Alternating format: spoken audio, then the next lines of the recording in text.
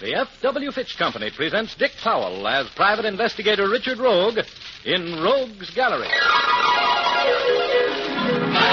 While let a song be your smile, use Fitch Shampoo. Don't despair, use your head, save your hair, use Fitch Shampoo. The F.W. Fitch Company, makers of Fitch's Dandruff Remover Shampoo and Ideal Hair Tonic, presents Dick Powell as private investigator Richard Rogue in Rogue's Gallery.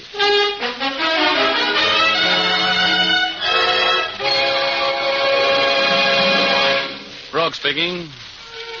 Business was booming like California real estate. And I was lending my magnificent talents to about a half a dozen different investigations on this day I'm going to tell you about. I was as happy as a cat in a canary cage when on my way back from lunch I stopped at the cigar stand in the lobby of my building to buy a package of cigarettes. Herb Hyde, the character who owns and operates that cough emporium when he's not playing gin rummy with me and cheating, gave me a big wink. Herb's a little guy who is at all times conversant with the score, who is playing, and whether the game is fixed or not. He's slightly bigger than the fox, twice as smart, and that balding gray head of his contains more pertinent knowledge than your nearest library. When he slyly closed his left optic and just as slyly opened it again, I bent my manly torso over the counter and gave him my undivided attention. Hey, Rogue, you got company, Rogie. Big stuff. Yeah? Somebody waiting in the office? Yeah, $2 million waiting up there. Angela Mullins. Angela Mullins? Yeah, that's right. That rates a whistle from anyone. She's got plenty of dough, Rogie, money. And if she's looking for a private investigator, something's up. But look, after you shake hands with her, be sure to count your fingers. Yeah, I understand she throws her dough around like an armless woman. Yeah, she inherited a cool million when her husband kicked the bucket. And she's run it up to double now by sharp deals. You know, I understand she killed her husband with her meanness. Wouldn't even give him enough to eat. She's got a niece and a nephew, her only living relative. Niece lives with her. Nephew is married and lives in San Francisco. She won't give either of them a dime. Meanest woman in the world. She's 67. Look, Herb, how do you know all these things? What have you been doing? Making a study of the old girl just in case she ever dropped in to talk with me? Oh, you know how it is, Rogie. Running a place like this, you get all the gossip. Oh, Herb, you're the poor man's Winchell. You store up information like a squirrel stores up nuts. Yeah. Oh, no. Well, you see, I'm just a dummy. Oh, I wouldn't be running a little stand like this. I'd have a big one, big. You know, in a better building. How about some gin rummy in my apartment tonight? Huh? Sure. I'll be over at 9.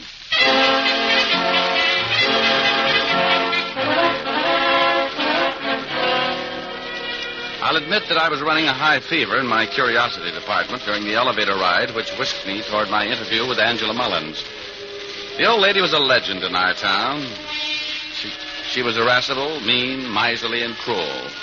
She drove the only remaining electric car in the world and drove it wide open right through the heaviest traffic.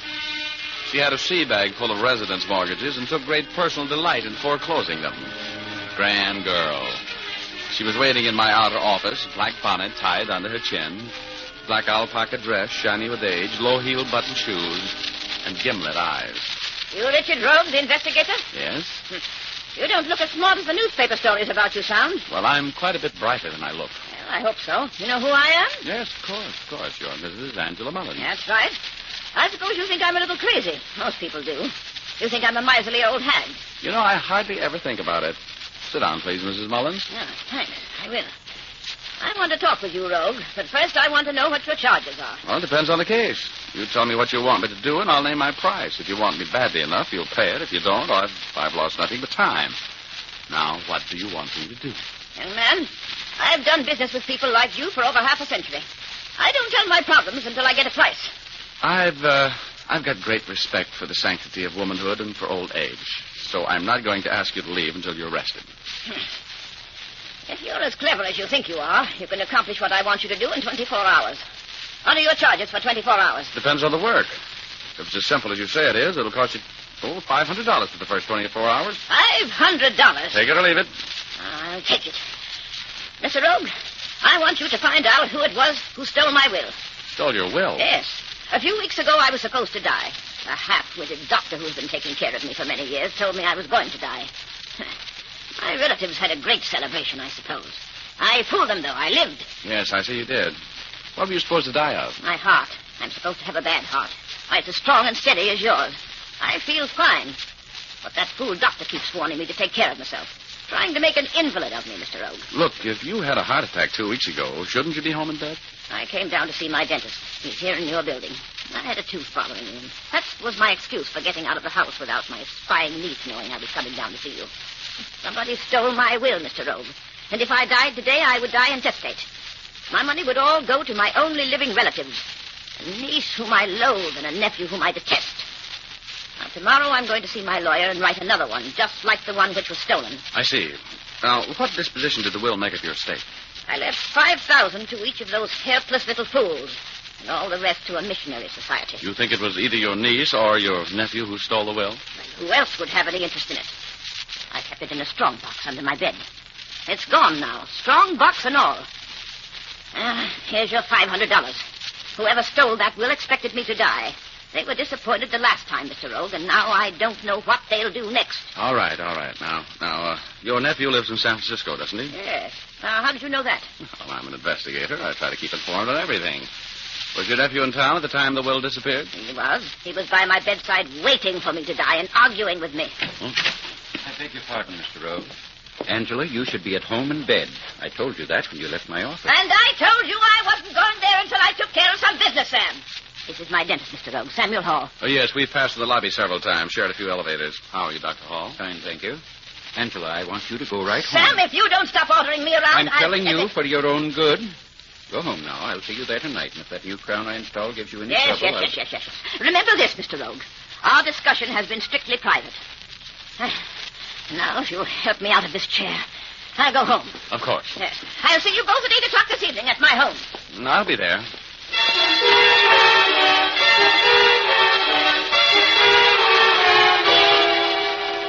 That $500 check in my pocket did its best to pay for the depression I felt that afternoon, and it came in second. I didn't like Angela Mullins. I called up some of the old-timers around the banks and the newspapers in town to put the bite on them for some information about the old girl. And the best any of them could say for her was that she had been the best speller in the 3rd grade. Evidently, she'd done nothing decent since. My conscience told me to give back the 5 bills and bow out of the case. $500 is a lot of money. But I have to shave every morning, and when I shave, I have to look at myself. So I decided to turn the case down. When I arrived in front of the dilapidated old mansion where Angela Mullins lived and counted her money, there were 2 other cars in the driveway. One was an old model coupe with the earmarks of hard use. The other was a shiny sedan with the insignia of a doctor on it. It was just 8 o'clock as I went up the creaky steps across the porch and knocked with the old-fashioned knocker. Hello, Mr. Rogue. I'm afraid we're too late. What do you mean we're too late, Dr. Hall? I'm right on time. We're too late, Mr. Rogue. Angela had a heart attack at 6 o'clock. She's dead.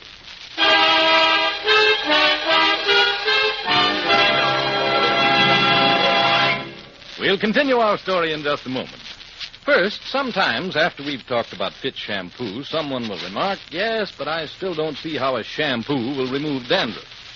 Well, there are really 2 reasons. The first lies in the nature of dandruff itself. Contrary to many ideas, scientists do not consider dandruff to be a disease, but a natural scalp condition. Therefore, dandruff has to be removed, not cured. The second reason is that Fitch Shampoo removes dandruff for the first application. And this means not only loose dandruff, but the kind that clings to the scalp as well. For Fitch Shampoo penetrates the thousands of tiny hair openings on the scalp, cleansing them thoroughly and dissolving every trace of dandruff. Ask for a big economical bottle of Fitch's Dandruff Remover Shampoo at your drug or toilet goods counter, or have a professional application at your barber or beauty shop. Remember, Fitch is the only shampoo made whose guarantee to remove dandruff is backed by one of the world's largest insurance firms. Use it regularly each week. Now back to Dick Powell as Private Investigator Richard Rogue in Rogue's Gallery.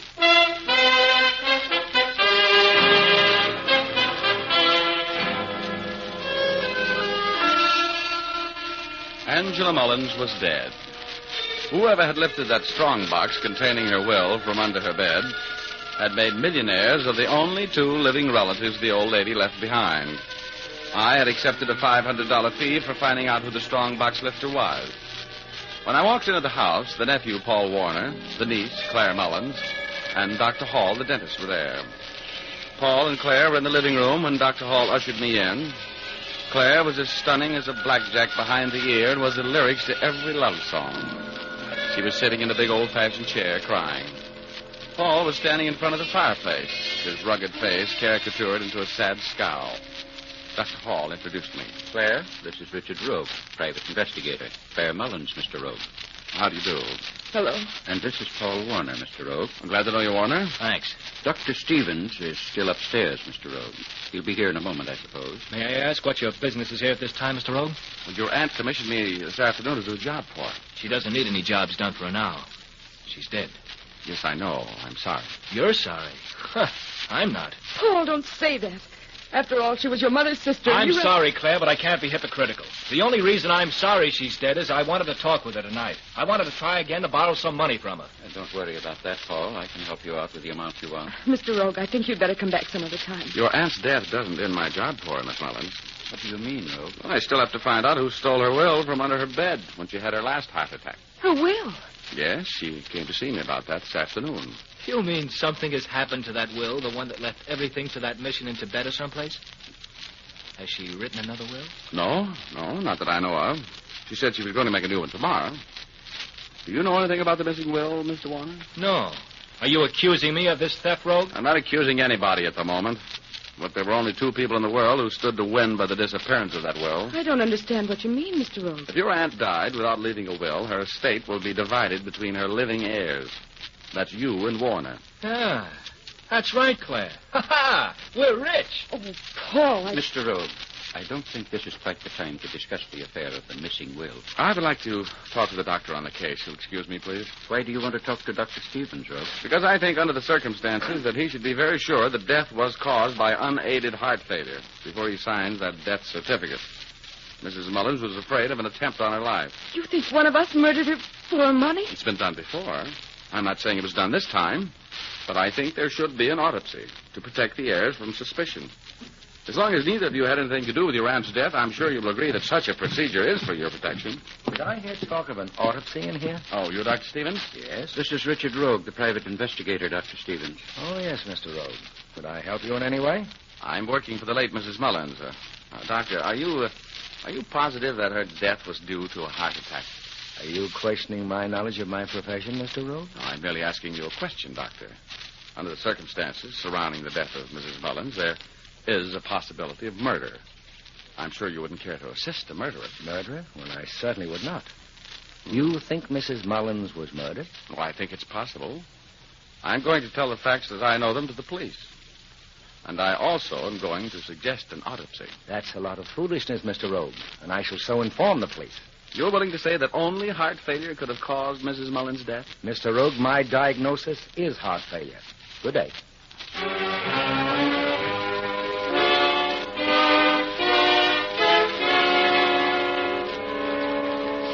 I left and called Urban from the nearest drugstore and gave him a quick pitch on the case.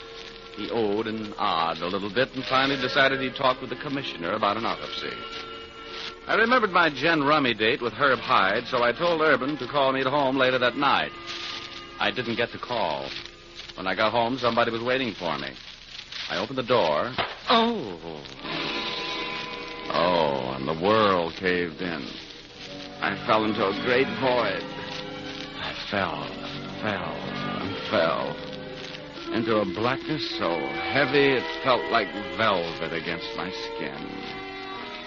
I fell for centuries before the blast hit, and the blackness was shattered with zigzagging red, blue, and yellow lights. And I was picked up in a blast so strong that it shot me up into the heavens at a speed faster than light. I opened my eyes and saw Cloud 8, my home away from home. I called Eugor. Eugor! I'm coming, Rogie. I'm coming. Put down your flaps, Chiefy. You're coming in for a landing. Oh, Eugor, somebody hit me. You're making an understatement. That's not like you, Chiefy. Somebody beat your brains out. Oh, it's so good to be here on Cloud 8. It's so peaceful. And if you'd shut up, it'd be so quiet. Hey, Rogie, you were a little late tonight. I thought maybe you were going to get by without coming up. Oh, no. Who hit me? Well, somebody did, Chiefy. Now you've got to get to work. You got to get back downstairs. Oh, don't mention it. I'm staying up here a good long time. I'm kind of sick. You won't feel any better until you get downstairs, Rogie. Now, come on. Over the side with you. No, Eugor. Stop hanging on, Chiefy. Eugor knows best. You have to go back downstairs. But I've been sick. Oh, no. Over you go. Over the side. There. So long, Rogie.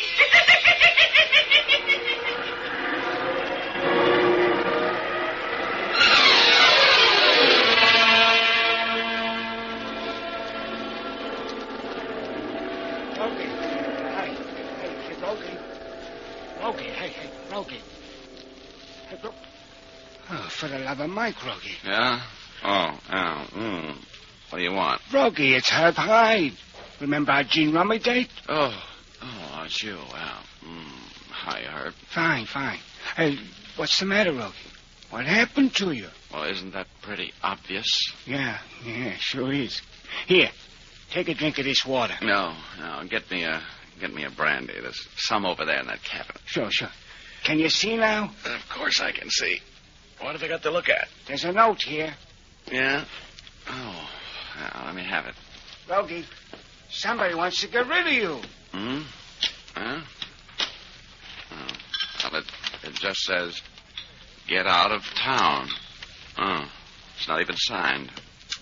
Look at your place. All torn to the devil. Somebody was looking for something. Who do you suppose it was, Rogie? Who knows? There are plenty of people who would like to see me move out of town. Get Urban on the phone, will you? Tell him to come over here. Sure. I'll get him right away. Every nerve in my head was doing the Highland Fling to the tune of the Anvil Chorus as I lay there and tried to figure out who it was that slipped me that lead pipe sleeping pill. I was working on a half-dozen cases, and I didn't know which one of them had enough dynamite in it to cause the mayhem. Herb Hyde called Urban. We sat there and played gin rummy until Urban arrived. The part of my mind which was still working was on my troubles, and Herb's was on the cards. I was 370 behind when the door opened and Urban walked in. Well, what happened to you, Rogie? Oh, what a question. Somebody hit him on the head. Yeah, that's right. Kind of shook the place down a little, too, didn't they, Rogie? Yeah, Urban, you know all the cases I'm mixed up in at the moment. Where am I near enough to a pinch to cause somebody to bend the plumbing over my head? Well, we ordered that autopsy on Angela Mullins, as you asked us to. Angela Mullins, she dead? Yeah, what did you find out, Urban? It was a good tip, Rogie. She'd been fed enough poison to kill an elephant. Poison, huh? That's right. Poisoned with cyanide.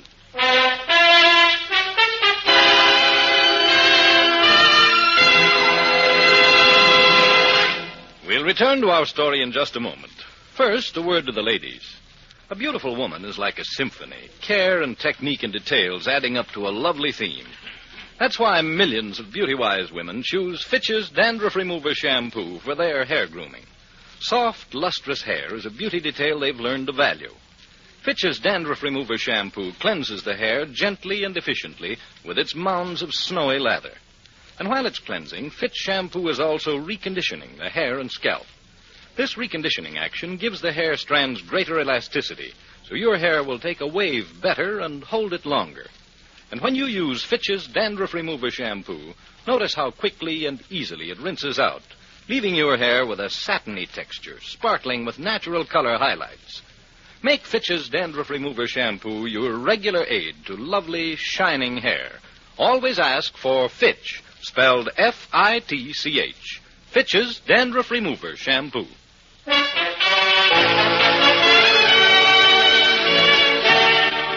Now back to Dick Powell as Private Investigator Richard Rogue in Rogue's Gallery.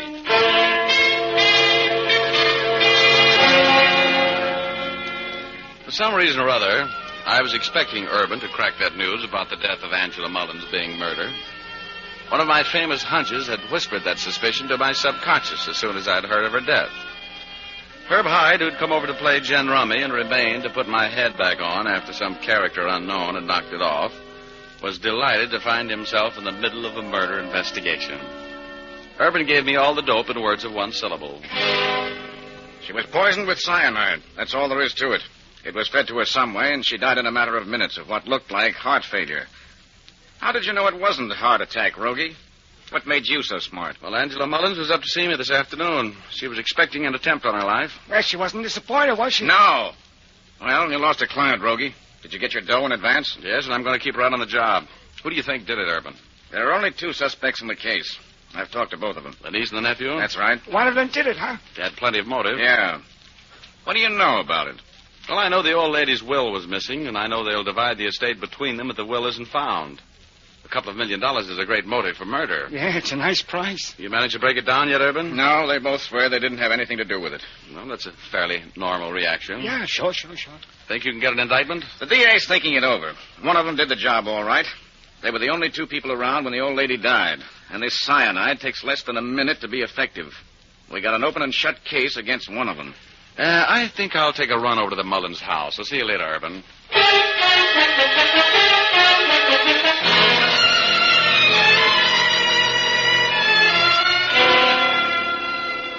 Mr. Rogue, I didn't poison her. I want you to know that. You might as well face it, Claire. Cyanide, that's a poison they found your aunt had died of, is one of the fastest-acting poisons known. There was nobody in the house but you and Warner at the time, was there? No, there was just the 3 of us here. Paul and I were sitting downstairs here, and Auntie had just gone up to lie down for a while. Next thing we knew, she was dying. Well, let me look around a little bit. Where did your aunt keep her important papers? The really important ones she kept in that strong box under her bed. The strong box that the will was in. Mm-hmm. The police have been over the house. It isn't here. Did you have a desk? Yes, it's in her office. The study upstairs. The study's upstairs, but you won't find anything there. Really, Mr. Rogue, I wish you'd go. The police are taking care of everything. I want to take a look through that desk, Claire. Oh, now, look, don't cloud up and cry at me. I'm just trying to help you, that's all. I didn't do it. Oh, Mr. Rogue, I wish I were dead. There's something about a beautiful girl's tears that turns my iron will to sugar and melts my good intention away like snow in the sunshine. I comforted Claire for a while, all the time wondering whether or not I was giving all that fine philosophy away to a murderess. And then I went to work. I combed that house like a head of hair, and I didn't find the will. But I did find some pay dirt. A letter written on distinctive stationery. That little buzz I get in my solar plexus told me that I'd solved a murder. That letter and that interview with Angela Mullins in my office added up to a pointing finger which I followed right out of the house. I was on the trail of the missing strongbox. I called Urban, gave him a hot tip on murder, then went to work. When I arrived at my destination, no one was home, so I let myself in through a basement window. I went to work like I only had 5 minutes to live. I started in on the top floor and hurricaned my way back into the basement before I found what I was looking for. The missing strongbox with the name Angela Mullins stenciled on its lid. I put it under my arm and walked up the stairs with it. As I walked into the kitchen, I saw him standing there with a gun in his hand. Hello, Mr. Rogue. Oh, hello, Dr. Hall. I see you found it.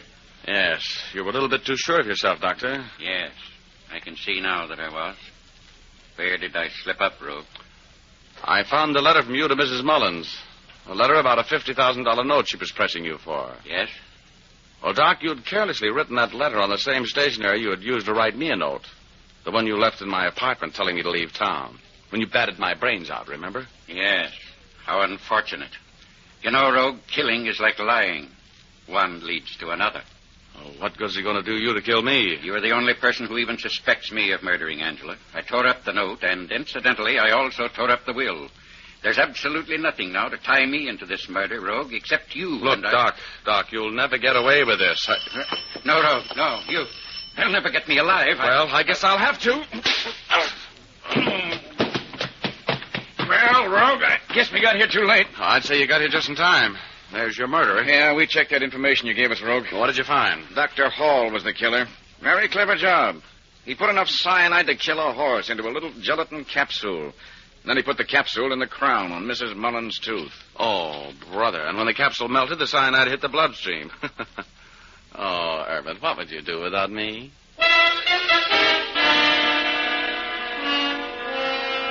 Well, that was the end of that case.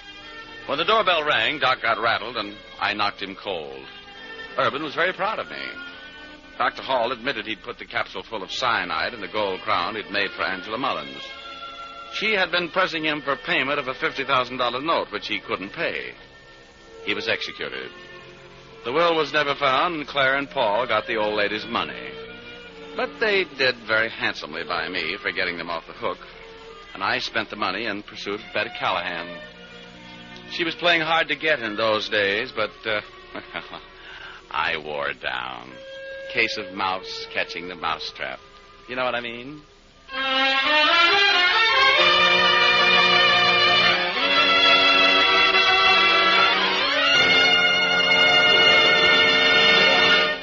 This is Dick Powell again, ladies and gentlemen. Hope you enjoyed our story tonight. Ray Buffum wrote it. Leif Stevens composed and conducted the music, and Dee Engelbach produced and directed.